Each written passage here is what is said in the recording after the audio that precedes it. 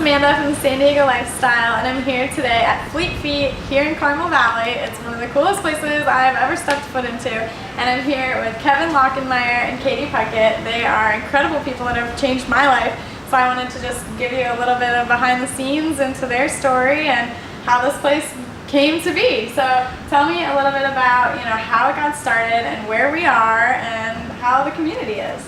Yeah, we're right up here in Carmel Valley in the Pacific Highlands Ranch Shopping Center, and this has been a store that we've been planning for a long time. I wanted to open up something really close to where I live. I live 5 minutes down the road. Nice. But this is just such an active community. It's the right place, it's the right time. And why Carmel Valley? Sure. So the location wasn't just by chance by any means. The business being locally owned and operated by a family was important, so they came out, spent a lot of time up and down the coast of California, I would say, trying to figure out, and not even just in California, but figuring out like, hey, where did we start as a family? Where do we want to put our roots down? And Carmel Valley seemed like a good match. Kevin lives right down the road. His family was from Orange County, so not too far from here.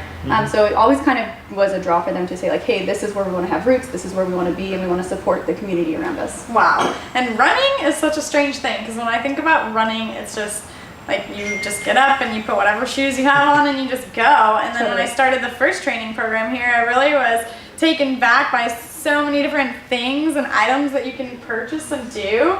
So I kind of want to go through a little bit. Like basically the first thing I learned about was shoes. Right. And I know that's a huge focus here, and I know that's a huge, I would think, focus in running in general, because that's the number one thing people think about. I think that's the only thing people think about when they think about running. You're spot on. Like most people are like, I can run, I can get up and move faster than walk. Put the shoes on and whatever. So why are there so many different shoes? And these are all running shoes, right? Right. So running and walking, cross training. So there are definitely like sports segmented shoes. Of course, you wouldn't go to run in a soccer cleat, right?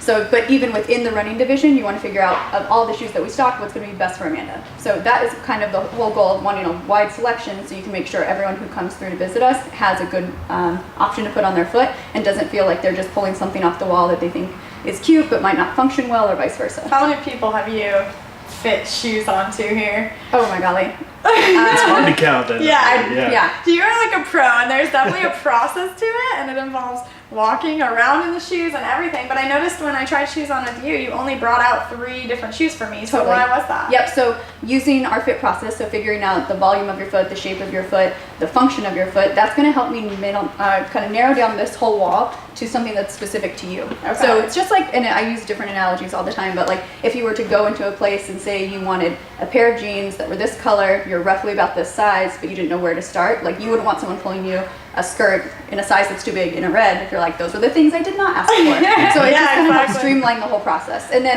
my goal is to provide you with the best information to help you make your decision, and then I can kind of help guide you there. But at the end of the day, you have to feel solid about what you're putting on your foot to make sure that your running is going to be the best experience. And when I finally picked out my shoes, my other shoes were 8 seasons old, and everyone was laughing with me, and it was a really funny day. So I'm so glad I got shoes. So I don't want to go through like everything else, but tell me like your top 3 other things that you love in the store, and like what runners would even think about next. I'll do my top 3 and then you'll do yours. Sure. Because I'm sure they vary from person to person. Yeah, that's true. Exactly the point. So for myself, sports bra, socks, and shoes are my favorite things. Okay. So and I am going to kind of get like an asterisk, like a favorite 4, because I think of the shoes and my insole as one piece. Okay. So like arch support, underfoot support is really important. It can help modify something that is still very in tune with you, but make it even a closer match to what the shape of your foot is underneath. Okay. So I like my shoes and insoles to be solid. Okay. So that's like, check that box. The other thing I like are sports bras for women. So we do a sports bra fitting process, and that's just something I tell everyone. Like if you came in and you were like, I was getting a drink at Starbucks, just wanted to come see what you got. Like, awesome, thanks so much for coming in. We do sports bra fittings. So not even really just for running, but for other workouts, horseback riding, everything. I know you guys even do yoga in the store too.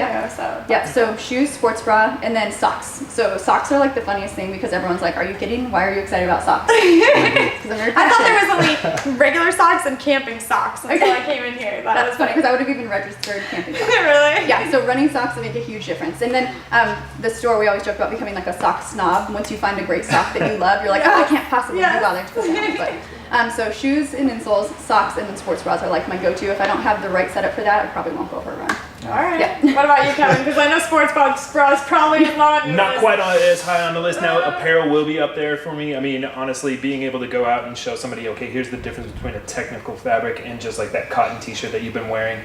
You know, again, just like being a sock snob, I've become like an apparel snob in terms of just the right fit, the right materials. I mean, shoes are an easy number 2. I mean, you know, there are so many different options, and obviously we always want to make sure that people find something that's going to fit, you know, whatever activity they're working in. But, you know, we also always want to have something that's aesthetically pleasing too, which we try to make sure that we hit that point as well. But I think the third thing, thank you. So you guys have done an amazing job with that. Yeah, and I guess the third thing, I think I'll go more experiential, and that's probably all the different runs and training programs that we do out of the store. So not just selling a product, but also selling an experience or bringing an experience to the people around here. So all the weekly fun runs that we do on Wednesday evenings or Saturday mornings, or the training programs that you've now been through. Yeah, absolutely. That's so awesome. And then Saturday morning, what time is it on Saturday? Saturday mornings we go out at 7:30 in the morning. We'll go on a little bit of a longer. That's why I've never. Yeah. That's why I don't know that I time. get it. It's tough to get up early on a Saturday morning. But if you're gonna get a workout in, that's a great yeah, time absolutely. to do Just it. get it out of the way, then you're set for the rest of the day, and you've earned that brunch. It sounds so scary, but you guys have people that have just barely run, don't know anything about running, right? Yeah.